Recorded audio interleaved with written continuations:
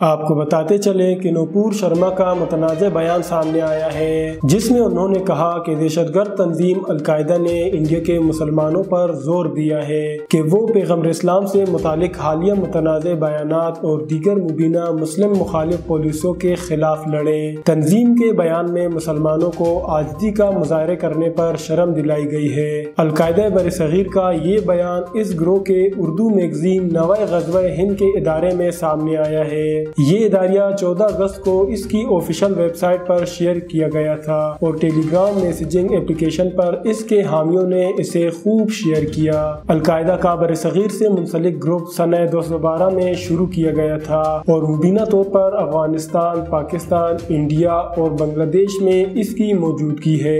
واضح رہے کہ انڈیا کی حکمراں جماعت بھارتیہ جنتا پارٹی BJP کے 2 رہنماؤں کی طرف سے پیغمبر اسلام سے متعلق متنازع بیانات دیے گئے تھے۔